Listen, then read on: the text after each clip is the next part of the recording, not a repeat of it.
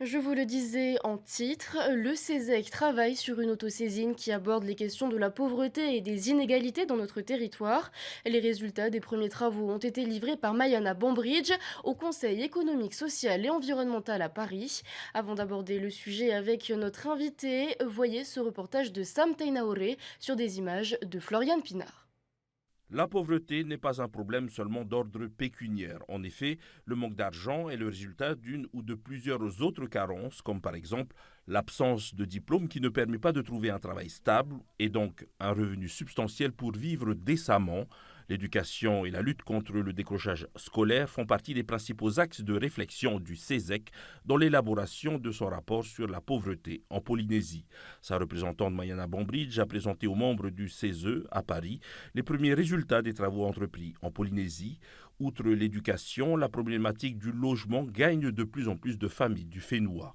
Une famille qui n'a pas de logement, qui vit dans la rue ou qui vit dans la famille élargie en surnombre avec les violences, parce que les violences intrafamiliales sont la conséquence d'une pauvreté en logement. Quand on est en situation de surnombre au sein d'une famille, au sein d'un logement, quand on est 20 ou 30 personnes dans le logement, ça attire évidemment des violences.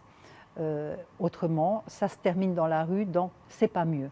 Donc la pauvreté, c'est également un toit, c'est un logement, et les dispositifs ont été mis en place par des associations, et le CESEC va également proposer des actions fortes au niveau du logement.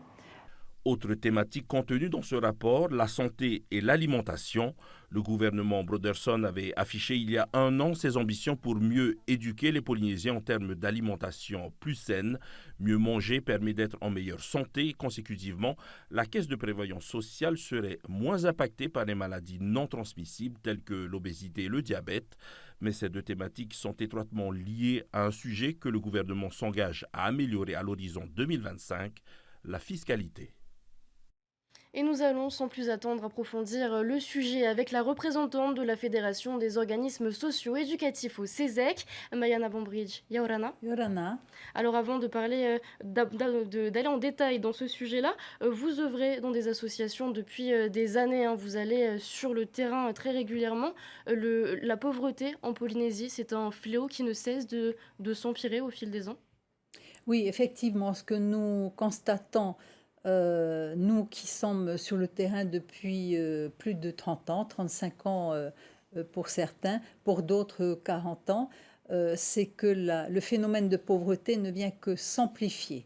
Il s'amplifie et nous sommes aujourd'hui à accompagner des familles, des enfants, des personnes à la rue qui sont de plus en plus nombreux et à tel point que dans nos structures d'accueil de jeunes, nous n'avons plus de place. Donc il y a une file d'attente et c'est insupportable pour des gens qui sont comme nous, qui sommes depuis plus de 30 ans sur le terrain et qui tentent de colmater, tant soit faire se peut, les brèches de la société.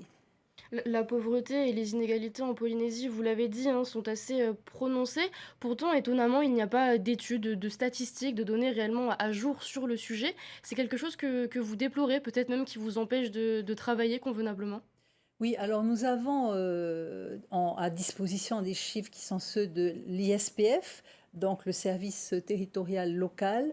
Les derniers datent de 2015, donc c'est tout de même assez ancien. Les premiers datés de 2021, de 2009, accompagnés par ceux de l'AFD, de l'INSEE, mais ce sont des chiffres qui ne sont pas tenus à jour régulièrement et nous souhaiterions, nous, les gens de terrain, pouvoir disposer de chiffres plus actuels et beaucoup plus globaux de manière régulière. Et ce que nous observons sur le terrain ne correspond pas forcément à la réalité des chiffres officiels que nous avons.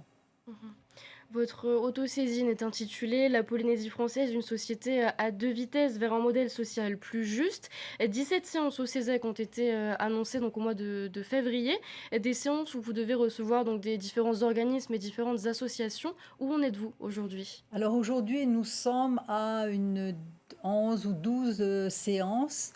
Nous avons reçu des personnes de très très grande qualité, de sphères différentes, que ça part de l'éducation, de fondations locales, d'associations, Il nous manque la fiscalité que nous allons faire très bientôt.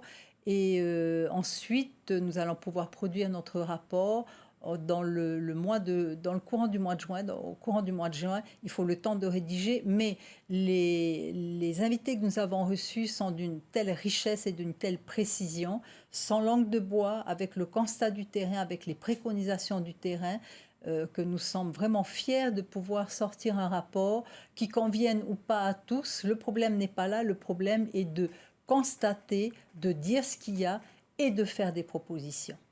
Vous avez déjà des pistes de réflexion à pouvoir nous annoncer ce soir ou il est encore trop tôt? Non, c'est pas qu'il est trop tôt, nous avons des pistes, nous avons même des écrits, nous avons avancé dans la rédaction du rapport, sauf que, ben, évidemment, on le réserve aux membres du CESEC plutôt, excusez-moi, qu'à vous. La pauvreté au Fénois, ça fait des années hein, qu'on en parle, ce n'est pas une nouvelle problématique. Selon vous, est-ce que les institutions, que ce soit le gouvernement, l'Assemblée ou alors le CESEC, se saisissent suffisamment de cette question? Alors, nous sommes les premiers, donc la troisième institution du territoire, à se saisir de la problématique de la pauvreté. La pauvreté n'était pas le mot qui nous convenait réellement, mais il fallait bien en trouver un. C'était plutôt les inégalités, les difficultés des familles, mais il fallait trouver un nom. Ce n'est pas forcément ce titre qu'il sera retenu in fine, mais il veut bien dire ce que ça veut dire. Aucune autre institution à notre connaissance, que ce soit l'Assemblée qui a le pouvoir de proposer des délibérations ou des lois de pays, qui a le pouvoir de proposer des textes sur les sujets qui lui conviennent, ni les gouvernements ne l'ont fait jusqu'à présent. Et Donc, comment l'expliquez-vous ça? Vous avez une raison en tête? manque peut-être je dirais pas de volonté, parce qu'ils sont tous sur le terrain, ils connaissent tous les problématiques, mais manque probablement de priorité. Les priorités sont ailleurs. Mariana Bombridge, vous venez tout juste hein, de rentrer d'un déplacement en métropole et vous repartez dans 10 jours pour être auditionné. Ce sera donc encore un sujet en lien avec la Polynésie, mais pas celui de la pauvreté. Est-ce que vous pouvez nous en dire plus? Oui, alors je serai auditionnée par la Commission nationale des adoptions, qui est une émanation d'une structure qui interroge et qui fait des propositions à l'exécutif sur l'adoption en général internationale en France métropolitaine. Et ils ont été alertés par le FAMU en Polynésie et l'adoption telle qu'elle existe en Polynésie, et ont trouvé ce sujet d'abord extrêmement riche, intéressant, et qui sort des sentiers battus. Et comme ils ne souhaitaient pas se tromper, ils voulaient savoir quelles étaient les conditions qui amenaient les familles à donner leur enfant à FAMU ou à donner en adoption, et pourquoi. En fait, quelque part, ça rejoint aussi le sujet pour lequel je viens de rentrer de Paris, où j'ai passé 4 jours au CESE et au CESEC, et à la Commission des Outre-mer et à la Commission nationale, au Comité national. Ça rejoint quelque part ce sujet. Et donc, quand ils m'ont sollicité, bien évidemment que j'ai répondu présent. Eh bien, merci beaucoup, Mariana Bombridge. Nous suivrons avec attention ces deux dossiers. Merci à vous d'avoir accepté notre invitation ce soir. Merci, merci.